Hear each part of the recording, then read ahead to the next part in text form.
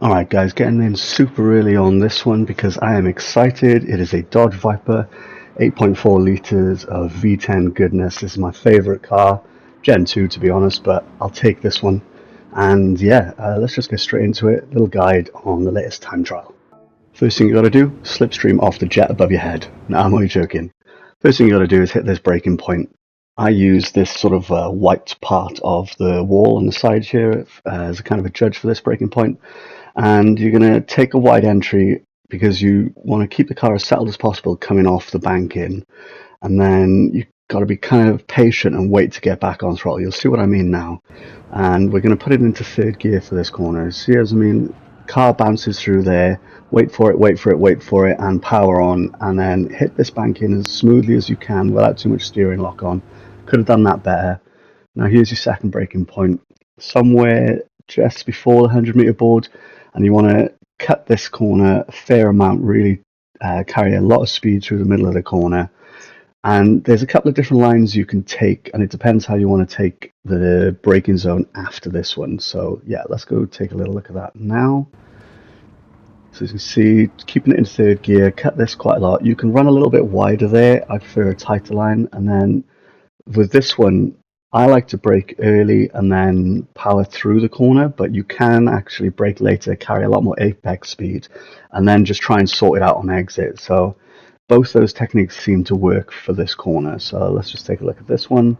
See, I've come in and then I'm on the power early, and I don't run too wide on exit. You can take that a little differently. Now for this corner, super long braking zone, you can kind of use this pole on the left in your peripheral vision to give you a judge of how you're going to brake into it. But basically, as soon as the car starts to pull away from that curb on the left, you need to be on the brakes. Keep the car as straight as possible, down to second gear.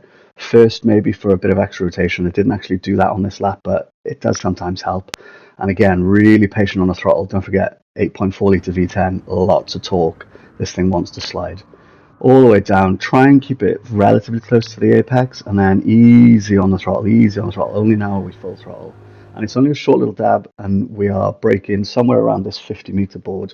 And with this one, it's like a double apex left-hander, but you kind of want to miss the first one to give you a tighter line for the second one, so that you're straighter coming off it, and you can get on the throttle earlier. That's what seems to work here. So let's take a little look at how this plays out.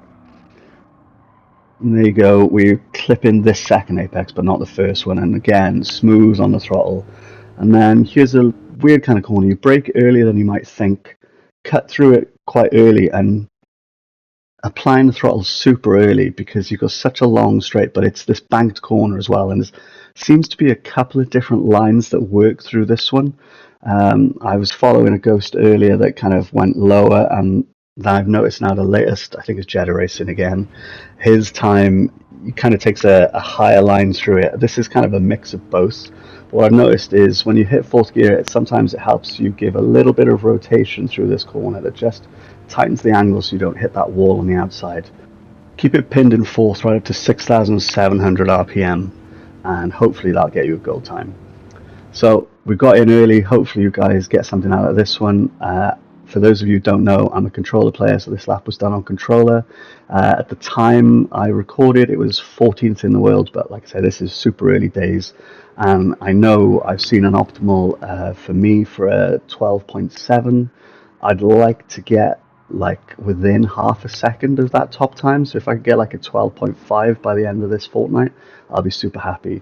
Let me know in the comments what time you're aiming for. Let me know if you enjoyed this video. If you did, hit the like button. If you want to see more, hit the subscribe button and a notification bell, all the cheesy bullshit. And I'll see you guys in the next one.